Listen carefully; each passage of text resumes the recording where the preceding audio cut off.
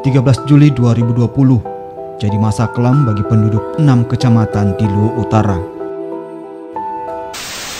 Berada di cincin api Pasifik dan di pertemuan lempeng bumi Indonesia, rentan terjadi bencana alam seperti gempa bumi, gunung meletus, bahkan tsunami. Pemirsa, kita akan memperlihatkan bagaimana tadi terjadinya longsor di Brebes, Jawa Tengah. Indonesia adalah negara yang kaya akan sumber daya alam, dengan laut yang melintang dari Sabang sampai Merauke, dengan garis pantai terpanjang sejumlah 99.093 km, pulau sebanyak 17.504, dan gunung aktif sejumlah 172. Indonesia terletak di kawasan lingkaran cincin api geografi yang dilalui 3 lempeng tektonik, yaitu Eurasia, Pasifik, dan Australia. Oleh sebab itu, Indonesia merupakan negara yang rawan akan bencana seperti gempa bumi, gunung meletus, tanah longsor, maupun tsunami.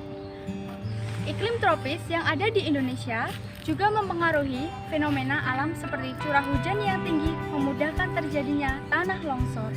Namun, secara garis besar, penyebab terjadinya bencana alam di Indonesia yakni karena faktor alam dan perbuatan manusia. Bencana alam karena faktor alam, misalnya gempa bumi, letusan gunung, badai, maupun yang disebabkan bukan karena ulah manusia. Sedangkan bencana karena perbuatan manusia, yakni penebangan hutan secara liar, penebangan liar, pembuangan limbah sembarangan, dan masih banyak lagi. Bencana alam akan menimbulkan kerusakan dan kekacauan yang serius. Kerusakan infrastruktur dapat mengganggu aktivitas sosial masyarakat. Kekacauan di mana-mana, kerugian yang besar, dan sebagainya. Berikut ini adalah beberapa akibat yang sering kita temui setelah bencana alam. Yang pertama, bencana alam mengakibatkan sumber air bersih berkurang karena tercemar oleh lumpur maupun debu. Yang kedua, terjadinya kebakaran hutan dan tumbuhan lainnya. Yang ketiga, banyaknya korban baik manusia, tumbuhan, dan hewan. Yang keempat, lahan pertanian dan pemukiman warga menjadi rusak yang mengakibatkan gagal panen. Yang kelima, rusaknya fasilitas jaringan transportasi, putusnya jaringan listrik, dan runtuhnya jembatan. Yang keenam, danau menjadi dangkal dan tanggul jebol. Apabila kita kaitkan dengan pendidikan, maka fasilitas pendidikan pun akan terkena dampak. Bisa saja sekolah runtuh, rusak, dan tidak dapat ditempati, maka kegiatan belajar mengajar akan terhambat bahkan terhenti. Sedangkan apabila proses belajar mengajar menunggu perbaikan fasilitas sekolah akan membutuhkan waktu yang lama, dikhawatirkan hal ini bisa berdampak pada keterlambatan belajar. Meskipun masih bisa belajar, namun pastinya dengan kondisi yang tidak normal seperti pada tenda darurat yang terkadang tidak terhindarkan dari panas dan hujan. Hal ini juga mempersulit kegiatan belajar, belum lagi jika ada bencana susulan. Oleh sebab itu, diperlukan kesadaran masyarakat mengenai bencana alam, khususnya anak sekolah yang rentan jika bencana terjadi saat jam pelajaran. Faktor penentu tingkat keselamatan akibat bencana alam di sekolah adalah hal penting untuk memperhatikan, mengingat bencana alam merupakan fenomena yang dapat terjadi kapan saja. Pelatihan kesiapsiagaan dan edukasi menjadi hal yang penting dalam bagian preventif sebelum terjadinya korban di kalangan sekolah, terutama pada siswa. Kami membuat sebuah inovasi untuk membantu memulihkan pendidikan pasca bencana dengan membuat kontainer classroom.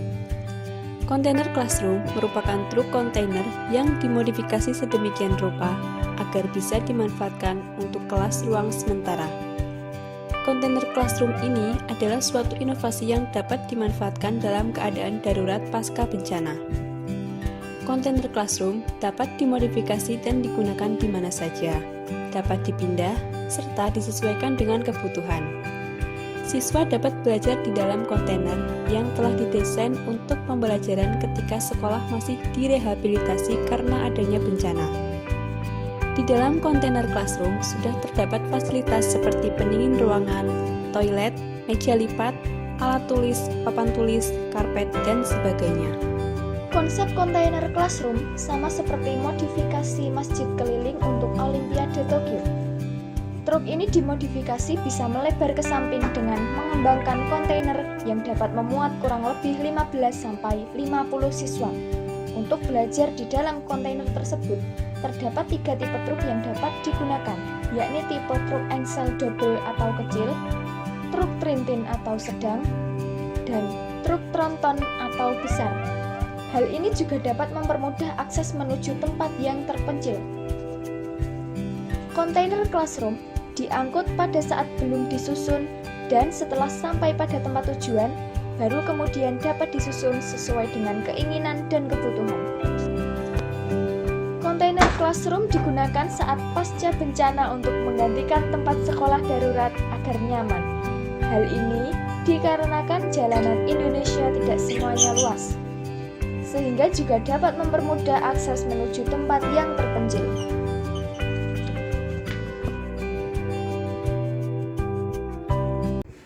Assalamualaikum warahmatullahi wabarakatuh.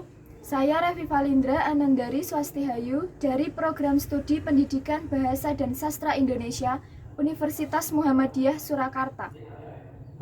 Saya Hima Khofifah dari Prodi Pendidikan Bahasa Sastra Indonesia Universitas Muhammadiyah Surakarta. Saya Ismeni Nurmalia dari Program Studi Pendidikan Bahasa dan Sastra Indonesia Universitas Muhammadiyah Surakarta.